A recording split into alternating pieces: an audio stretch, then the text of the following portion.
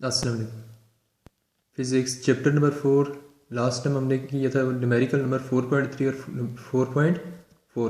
Next है numerical number 4.5। A force is acting on a body making an angle of 30 degree with the horizontal component of force is 20 Newton. Find the force. कहते हैं कि हमारे पास के एक force है जो एक्ट कर रही है, ठीक है, किस पर, on a body making an angle of 30 degree with the horizontal, जो कि क्या कर रहे हैं, ये जो फोर्स है वो 30 डिग्री का एंगल बना रही है विद द हॉरिजॉन्टल। हॉरिजॉन्टल का क्या मतलब है कि एक्स एक्सिस के साथ फोर्स जो है वो 30 डिग्री का एंगल बना रही है, ठीक है। ये इस तरह से होगा हमारे पास हॉरिजॉन्टल, ठीक है, और ये हमारे पास इस तरह से फोर्स होगी, ठीक है। तो इन दोनों के दरमियान एंगल कितना होगा, ये 30 डिग्री का एंगल होगा, ठीक है। तो ये इस तरह की जो है वो सिचुएशन है। यहाँ पर कहते हैं कि हमारे पास एक फोर्स है, ठीक है, जो कि क्या कर रही है, हॉरिजॉन्टल के साथ, हॉरिजॉन्टल का क्या मतलब है, एक्स एक्सिस के साथ 30 डिग्री का एंगल बना रही है। नेक्स्ट कहते हैं the horizontal component of force is 20 Newton. इस फोर्स का जो एक्स कंपोनेंट है, एफ एक्स जो है वो कितने है, 20 न्यूटन है। फाइंड द फोर्स, फोर्स जो है वो फाइंड करें। सोल्यूशन इसका क्या होगा, देखिए हमें क्या गिवन है, एक तो एंगल गिवन है थीटा, जो ये फोर्स एक्स एक्सिस के साथ बना रही है, थीटा किसके इक्वल है, 30 डिग्री के। फिर x component of force given है, ये horizontal component of force given है, जो किसके इक्वल है 20, ठीक है, ये किसके इक्वल है 20 न्यूटन के इक्वल है, ठीक है। नेक्स्ट फोर्स हमने फाइंड करनी है, ठीक है। अब अगर सिर्फ एक्स कंपोनेंट गिवन हो, फोर्स हम कैसे फाइंड कर सकते हैं, इसमें क्या होता है कि we know that F X equals to, F X किसके इक्वल होता है, एफ कॉस थीटा के। एफ एक्स जो है वो किसके इक्वल होता है, एफ कॉस थीटा के इक्वल होता है। 20 degree equals to F cos theta, ठीक है।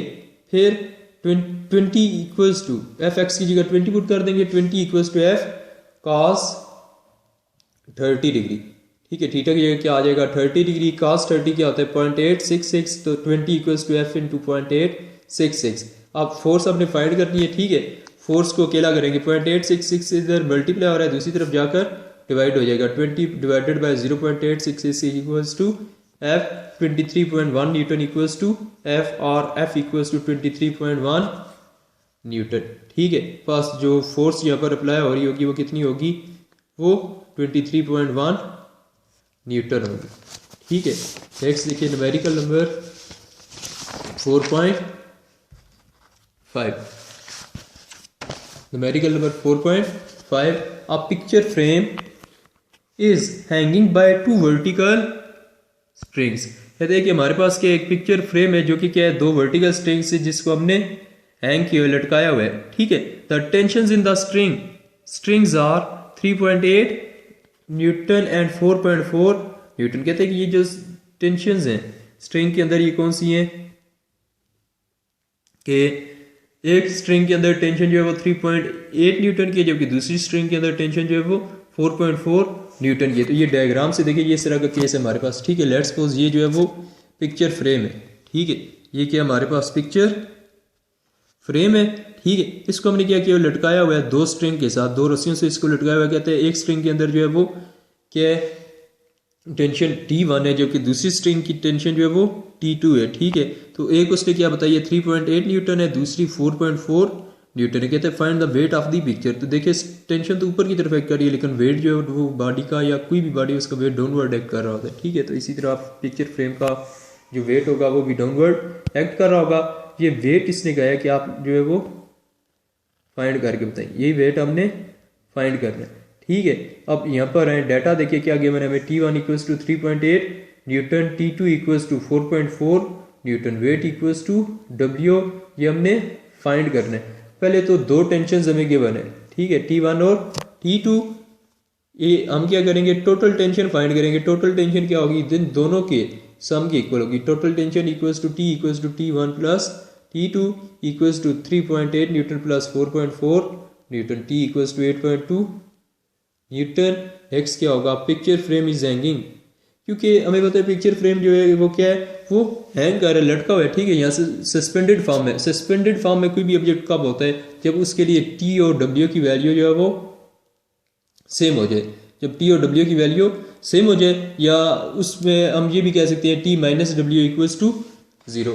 तो टेंशन और वेट एक दूसरे के अपोजिट फोर्सेज है। टेंशन अपवर्ड डायरेक्शन में एक्ट कर रही होती है, वेट जो है वो डाउनवर्ड डायरेक्शन में एक्ट कर रहा होता है। ठीक है, तो ये ऑब्जेक्ट जो है वो सिर्फ तब ही हैंग करता है, तब ही जो है वो सस्पेंडेड फॉर्म में होता है अगर ये दोनों फोर्सेज आपस में इक्वल हो जाए। तो हम क्या लिखते हैं यहाँ पर, T minus W equals to 0, T equals to minus W ले जाए 0 plus W, W or W equals to T. हम इसको ऐसे लिख सकते हैं, डब्ल्यू जो किसके इक्वल है, वो टी के इक्वल है। फिर क्या आ जाएगा, W equals to 8.2 newton. T की वैल्यू हमने ऊपर फाइंड किया, वो इधर पुट कर दें तो वेट क्या आ जाएगा, weight of the picture frame is 8.2 Newton.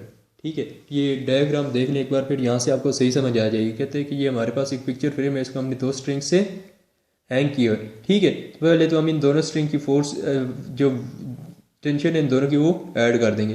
फिर ये अपवर्ड एक्ट करने वाली फोर्सेज हैं, ये डाउनवर्ड एक्ट करने वाली फोर्स है, तो होगा क्या, इन दोनों का सम आपस में 0 के इक्वल होगा, T minus W equals to 0। एक अपवर्ड फोर्स अगर पॉजिटिव ले रहे हैं, डाउनवर्ड नेगेटिव लेंगे। ठीक, इसलिए ये आता है T minus W equals to 0। यहाँ से आप जो है वो टी की वैल्यू पुट करें तो जो क्वेश्चन है वो सॉल्व हो जाएगा। ठीक है, नेक्स्ट ये देखिए numerical number 4.6, the steering of a car.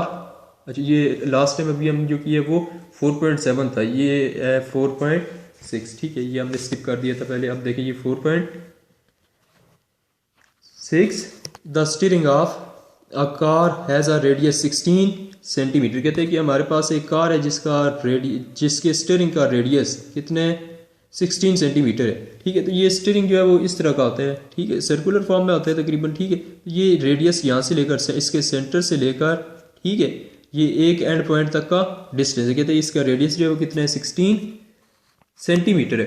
Find the torque produce by a couple of 50 Newton. कहते हैं कि टार्क प्रोड्यूस करे जो कपल से प्रोड्यूस होगा 50 न्यूटन के कपल से। ठीक है, अब इसमें देखिए हमें गिवन क्या है, ये रेडियस गिवन है 16 न्यूटन का, R equals to 16 centimetre, R equals to 16 centimetre. पहले तो इस रेडियस को हम कन्वर्ट करेंगे मीटर में, तो सेंटीमीटर से मीटर में कन्वर्ट करना हो, क्या करते हैं 100 से डिवाइड कर देते हैं। R equals to 16 divided by 100 metre 0.16 metre. फिर फोर्स कितनी गिवन है 50 न्यूटन की। अब ये तो होगी हमारे पास, ये तो रेडियस हो गया। अब टोटल जो लेंथ होगी, लेंथ क्या है, ये एल किसके इक्वल होता है, total distance between the two forces. तो कपल हमेशा दो फोर्सेस से, ऐसी फोर्सेस से प्रोड्यूस होता है जिनका मैग्नीट्यूड सेम है लेकिन अपोजिट डायरेक्शन में एक्ट कर रही है। देखिए ये अगर ये फोर्स अगर इसको पुश पुल कर रही है तो वो फोर्स क्या कर रही है, इसको पुश कर रही है। ठीक है, तो टोटल डिस्टेंस इन दोनों फोर्सेस के दरमियान किसके इक्वल होगा, आर प्लस आर के। इसको अगर हम एल कह दें तो ये एल किसके इक्वल होगा, आर प्लस आर 2r के इक्वल आ जाएगा। ठीक है, तो एल किसके इक्वल आ जाएगा 2r equals to 2 into are की जगह उसकी वैल्यू पुट कर दें 0.16, फिर मल्टीप्लाई करें 0.32 metre. Next we know that torque of couple equals to, torque किसके इक्वल होगा, एफ मल्टीप्लाइड बाय एल, फिर 50 मल्टीप्लाइड बाय एल की जगह उसकी वैल्यू पुट कर दें 0.32, ठीक है, इक्वल्स टू 16 न्यूटन मीटर। ठीक है, ये 50 मल्टीप्लाइड बाय 0.32 करेंगे, ये आ जाएगा 16 न्यूटन मीटर। ये वो कपल आ जाएगा जो इस फोर्स से 50 न्यूटन की फोर्स से प्रोड्यूस हो रहा है। ठीक है, तो कपल असल में क्या होता है, कपल वो टार्क, उस टार्क को हम कहते हैं जो कि क्या है, दो अनलाइक पैरेलल फोर्सेस से प्रोड्यूस हो रहा होता है। ठीक है, ये दोनों फोर्सेस के आपस में मैग्नीट्यूड में तो इक्वल है लेकिन इनकी डायरेक्शन जो है वो अपोजिट है एक दूसरे की। ठीक है,